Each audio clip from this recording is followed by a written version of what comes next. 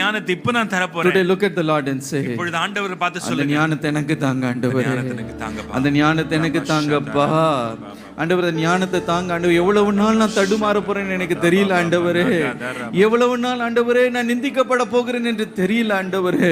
அப்பா உம்முடைய ஞானத்தை எனக்கு தாரும். இன்றைக்கு கண்ணீரோடு கெஞ்சி கேட்பீர்களா? எங்க இருந்தாலும் சரி, இப்பொழுது தமது ஞானத்தை கர்த்தர் அளவில்லாமல் உங்களுக்கு ஊற்றும்படி, அவர் அதை உங்களுக்கு தரும்படி, அருளி செய்யும்படி ஆவலோடு கூட காத்து கொண்டு இருக்கிறார். உங்களை அவர் ஒரு பொழுதும் புறக்கணிக்க போவதில்லை, உங்களை நிந்திக்க போவதில்லை. அவர் பரிபூர்ணமாக ஹல்லேலூயா உதார்த்தமாய் அதை உங்களுக்கு கொடுக்க அவர் ஆயத்தமாய் இருக்கிறார்.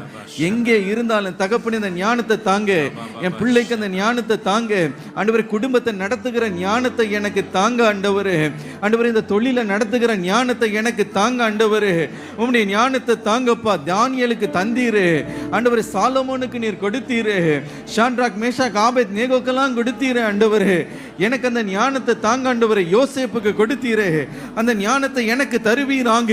இப்பொழுது அந்த ஞானத்தின் ஆவியினாலே என்னை நிரப்பி அருளும் என்று இப்பொழுது யாரெல்லாம் வேண்டிக் கொள்ளுகிறீர்களோ, இப்பொழுது தகப்பன் உன்னை பார்க்கிறார், பரமபிதா உன்னை நோக்கி பார்க்கிறார். ஹல்லேலூயா. அற்பமாய் சொற்பமாய் அல்ல, நிறைவாய் இப்பொழுது தமது ஞானத்தினாலே உன்னை நிரப்புகிறார்.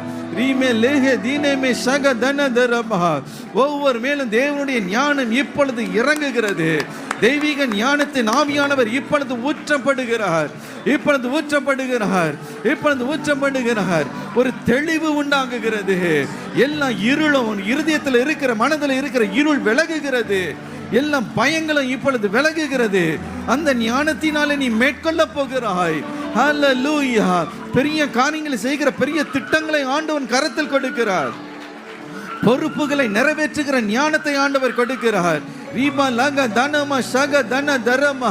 இனி மற்றவர்களால் நீ நிந்திக்கப்பட போவது இல்லை, மற்றவர்களுக்கு முன்பதாக நிந்தனையாய் நான் உன்னை வைக்க போவது இல்லை. தீமா நகதுலேமே ரீகந்தன தரமா.